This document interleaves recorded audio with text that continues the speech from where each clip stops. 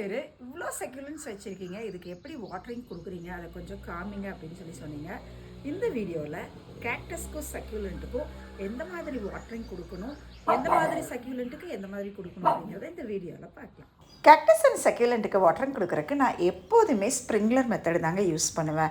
இது வந்து கடையில் அவைலபிளாக இருக்கும், பார்த்துக்கோங்க. ஏன்னா சாயில் வந்து மேலே வராது, நம்ம பிளேஸ் வந்து நீட்டாக இருக்கும். கேக்டஸ் வந்து நல்ல க்ரோனப் ஆனவங்களுக்குலாம் பார்த்தீங்கன்னா நல்ல ஃபோர்ஸாக நீங்கள் வந்து ஸ்ப்ரே பண்ணலாம், ஒரு ப்ராப்ளம் கிடையாது.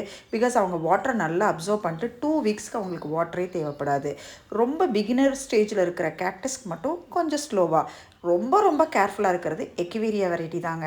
சக்யூலண்ட்லேயே ரொம்ப கேர்ஃபுல்லாக வாட்டரிங் கொடுக்குறது எக்கிவேரியா. ஜஸ்ட்டு ஸ்ப்ரே பண்ணுங்கள், இல்லாட்டி பாட்டமில் மட்டும் கொஞ்சமாக போடுங்க. மற்றபடி நீங்கள் சக்யூலண்ட்லேயே பார்த்தீங்கன்னா ஹவோத்தியா, சென்சிவீரியா, ஆலோவேரா, ஹார்டியானவங்களுக்குலாம் நல்லாவே நம்ம வந்து வாட்டர் கொடுக்கலாம்.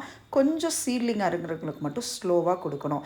இந்த மெத்தட் வந்து பார்த்திங்கன்னா நீங்கள் ஃபிக்ஸ் பண்ணிக்கோங்க, வீக்லி ஒன்ஸா ஆர் வீக்லி ட்வைஸான்னு சொல்லிவிட்டு நீங்கள் அந்த மெத்தடை ஃபாலோ பண்ணிங்க. உங்கள் வீட்லேயும் இந்த மாதிரி பியூட்டிஃபுல்லான கேக்டஸ் அண்ட் சக்யூலண்ட் வந்து க்ரோ ஆகுங்க.